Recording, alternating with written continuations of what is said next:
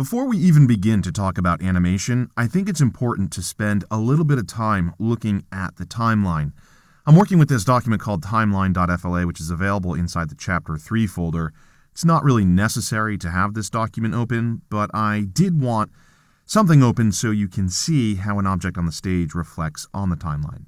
So when you place something on the stage, you'll notice that the timeline automatically gets something called a keyframe. A keyframe represents a major change within the animation. Now, we'll talk about frames in much greater detail a little bit later on. My main focus is you understanding exactly what the timeline allows you to do. So the timeline is constructed of frames, as animations are constructed of frames. But the timeline, by default, is really nothing more than a frame holder. It just holds frames. So if we take a look at these numbers, this isn't necessarily frame 20 over here because we don't have a frame there, but this is where frame 20 would go. And you'll notice that every 5 frames, the shading within the timeline is slightly different. The only reason why it's like that is to make it easier for you to count frames. That's it. It has no other significance beyond that.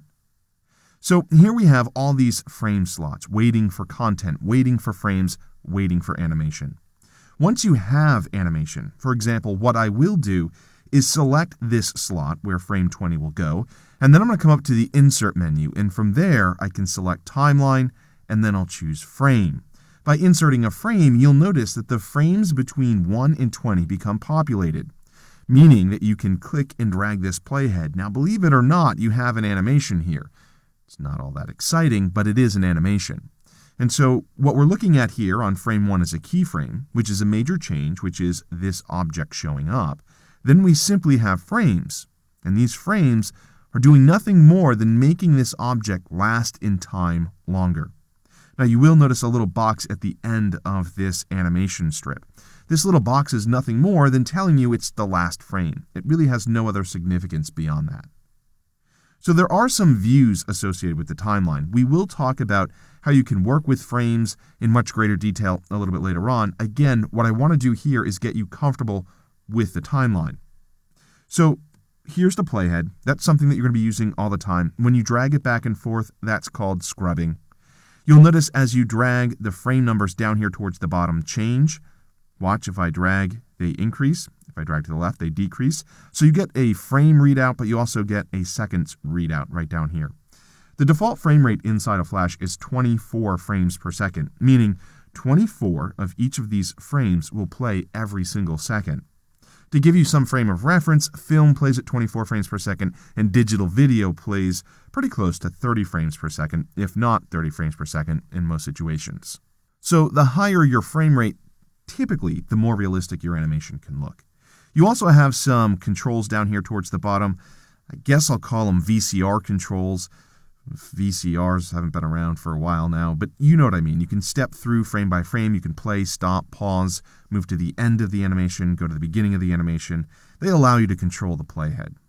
There's also some options over here that we'll talk about as we begin to animate, as talking about them now really won't make a heck of a lot of sense without an actual animation in place. But if we come over to the top right-hand corner, in the top right-hand corner, you have some options for the view of the timeline.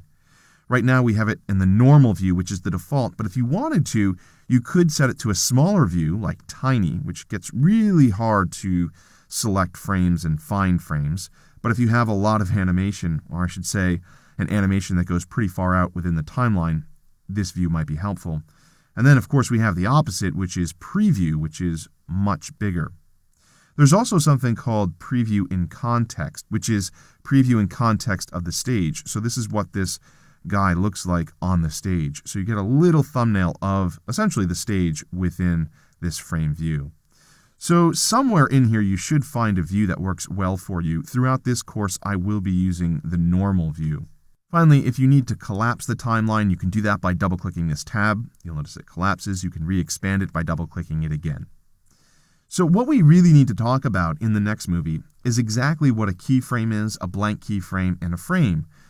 And with that knowledge, we'll have the ability to start creating animations.